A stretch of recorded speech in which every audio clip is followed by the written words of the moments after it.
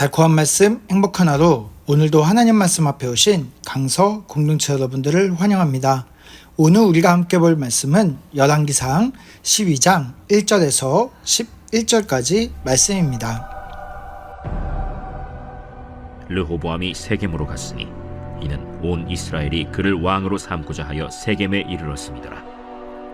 느밧의 아들 여로보암이 전에 솔로몬 왕의 얼굴을 피하여 애굽으로 도망하여 있었더니 이제 그 소문을 듣고 여전히 애굽에 있는 중에 무리가 사람을 보내 그를 불렀더라. 여로보암과 이스라엘의 온 회중이 와서 르호보암에게 말하여 이르되, 왕의 아버지가 우리의 멍에를 무겁게 하였으나 왕은 이제 왕의 아버지가 우리에게 시킨 고역과 매운 무거운 멍에를 가볍게 하소서. 그리하시면 우리가 왕을 섬기겠나이다. 르호보암이 대답하되, 갔다가 3일 후에 다시 내게로 오라. 하매 백성이 가니라. 르호보암 왕이 그의 아버지 솔로몬의 생전에 그 앞에 모셨던 노인들과 의논하여 이르되, 너희는 어떻게 충고하여 이 백성에게 대답하게 하겠느냐? 왕이 만일 오늘 이 백성을 섬기는 자가 되어 그들을 섬기고 좋은 말로 대답하여 이르시면 그들이 영원히 왕의 종이 되리이다. 하나 왕이 노인들이 자문하는 것을 버리고 자기 앞에 모셔있는 자기와 함께 자라난 어린 사람들과 의논하여 이르되, 너희는 어떻게 자문하여 이 백성에게 대답하게 하겠느냐? 백성이 내게 말하기를 왕의 아버지가 우리에게 메운 멍에를 가볍게 하라 하였느니라.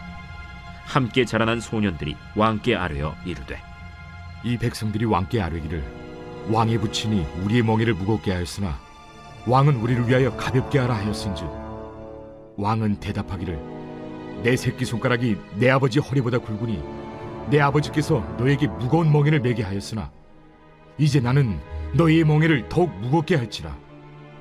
내 아버지는 채찍으로 너희를 징계하였으나 나는 전갈 채찍으로 너희를 징계하리라 하소서. 오늘 본문은 솔로몬이 죽고 이제 그의 아들 르호보암이 왕위에 올라가기 전 그의 어떤 행동에 대해 집중하고 있습니다. 그의 첫 번째 행동은 수도인 예루살렘에서가 아니라 예루살렘 북쪽으로 65km나 떨어진 세겜을 향하고 있습니다. 당시 이스라엘 왕은 하나님의 기름 부으심으로 왕이 되었지만 왕은 백성들의 지지와 승인도 받아야 했습니다. 이미 이스라엘은 남북으로 갈라져 있었고 르호보암이 왕이 되기 위해서 자신을 지지하지 않는 북쪽 지파들을 설득하기 위해 세겜을 향해 가고 있는 것이죠. 그의 행동이 주저없이 빠르게 세겜을 향한 것으로 보면 상당히 여론이 좋지 않았던 것으로 보입니다. 르호보암은 아주 급하게 세겜을 향해 갔습니다. 그리고 북쪽 지파들의 사람들을 만나게 됩니다. 그때 북쪽 지파의 대표로 나와 있었던 사람이 바로 노밧의 아들 여로보암이었습니다. 그는 자신을 죽이려고 한 솔로몬을 피해 이집트로 갔다가 솔로몬이 죽자 북쪽 지파 사람들의 요청으로 돌아와서 그들의 대표가 되어 있었습니다. 11장에서 아이야를 통해 하나님께서 하신 예언의 말씀이 있었습니다. 바로 솔로몬의 왕국을 찢어 10지파의 왕으로 여로보암을 세우겠다고 한 말씀이 있었습니다. 그 말씀 때문에 북쪽 지파 사람들은 계속해서 다윗의 왕조를 따를 것인지 아니면 여로보암과 함께 새로운 나라를 시작할 것인지 지금 선택의 기로에 서 있었던 것입니다. 그래서 북쪽 지파 사람들은 르호보암에게 이렇게 요청하고 있습니다. 왕의 아버지가 우리의 멍에를 무겁게 하였으나 왕은 이제 왕의 아버지가 우리에게 시킨 고역과 매운 무거운 멍에를 가볍게 하소서. 그리하시면 우리가 왕을 섬기겠나이다. 솔로몬이 지어준 이 무거운 멍에를 가볍게 해준다면 따르겠다고 합니다. 북쪽 지파의 잦은 반역은 솔로몬 시대의 부귀영화와 평화의 시대에도 차별적 대우를 받아왔습니다. 그래서 북쪽 지파에서는 경제적인 불균형과 높은 세금을 물고 그리고 국가에서 지우는 힘든 고역 등의 생활로 인해서 고통의 시간들을 보내고 있었기 때문에 그들은 이렇게 요청하고 있는 겁니다. 그래서 지금 그들은 자신들의 무거운 짐을 가볍게 해달라고 요청하고 있습니다. 이 말을 들은 르호보암은 고민에 빠졌습니다. 그래서 3일이라는 생각할 시간을 달라고 말합니다. 그 후 르호보암은 아버지 시대의 경험 많은 원로들과 의논하기 시작합니다. 그들은 지혜와 경험이 풍부하고 당시 시세를 잘 읽을 줄 알며 왕에게 충성됐던 자들이었습니다.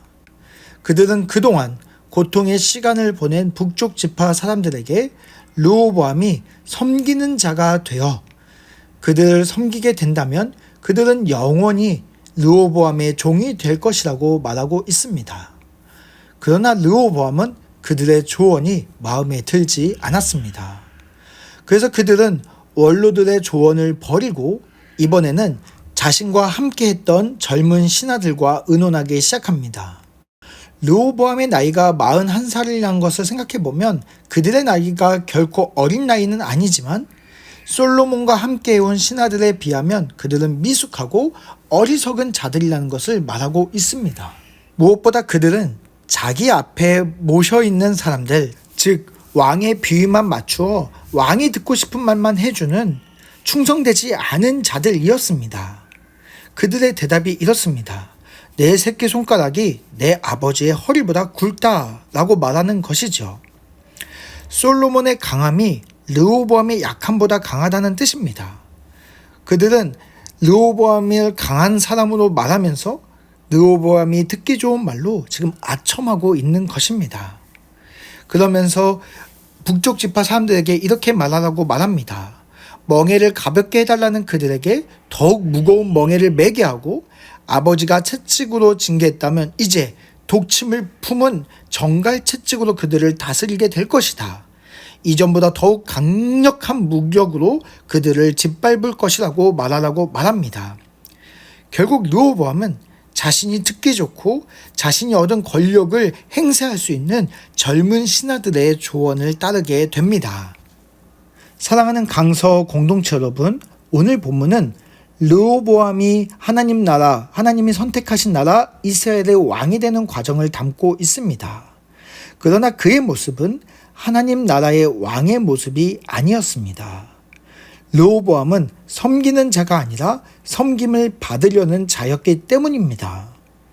섬기라는 원로들의 말보다 섬김을 받으라는 젊은 신하들의 말이 더 좋았습니다.